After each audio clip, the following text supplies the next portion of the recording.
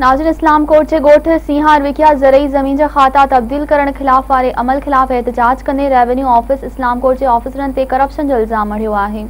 तफ़सील ॾिसूं था रज़ाक वज़ीर जे हिन रिपोर्ट में। नाज़रीन, ही ॻोठ सीहार विखिया वासी हिते इस्लाम कोट मीडिया सेंटर ते एहतजाज करे आया आहिनि। हिन जो चवणु आहे त असांजो ॿनियूं नंबर 26 ऐं 27 उन्हनि जो जेको से खातो तब्दील करे बाअसर धुरियुनि जे चवण ते इस्लाम कोट मुख़्तियारकार रेवेन्यू ऑफिस जे पारां जेको से मुबैन आहे जेको से ॾेती लेती जे वजह हिननि जो खातो तब्दील कयो आहिनि। उन्हनि जा नक़ल हिननि खे ॾियण जे लाइ पहिरें ऑफिसनि जा चकर काटे काटे ई मजबूर थी विया आहिनि। अॼु इस्लाम कोट मीडिया सेंटर ते एहतजाज करे अचो त पाण हिननि खां हले वठूं हिननि जो इन मसइले मुतलिक़ छा चवणु। हुयूं ॿनी पुराणी हुयूं ॾिनल हुयूं, असांखे को सबूत ॾियणु कोन था, असीं हली हली थका आहियूं ऐं तपेदार जवाबु करे छॾे, असांखे सबूत ॾियणु कोन था, उनजे करे असीं अॻिते था करूं।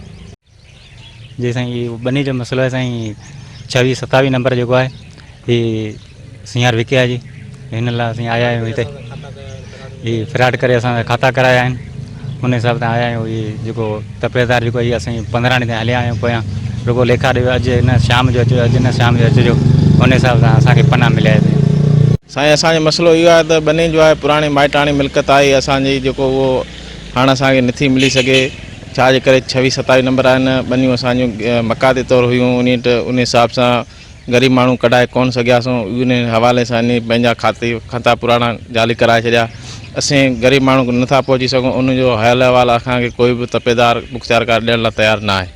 हिन हवाले सां असीं अपील था करियूं त असांजो को हक़ ॾिनो वञे पुराणो सतह में, असांजी जिते हेरा फेरी आहे उहो पनो असांखे सबूत मिले। असीं 15 ॾींहं हली रहिया आहियूं, असांखे कोन थो मिली सघे। बयाननि जा नक़ल बकल कोई मिलनि कोन था, ऐं इन हिसाब सां असीं इहो अपील करियूं पिया त कोई ॿुधण लाइ तयारु न आहे, असांजी रड़ ॿुधी वञे।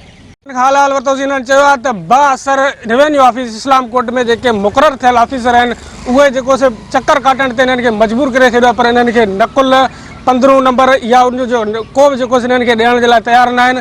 इन्हनि जेको से वस वारनि खे अपील कई आहे त असांजी दाह खे ॿुधी करे असांजे ज़मीन जो हक़ असांखे ॾिनो वञे। कैमरा टीम सां गॾु रज़ाक वज़ीर, बहरान टीवी, इस्लाम कोट।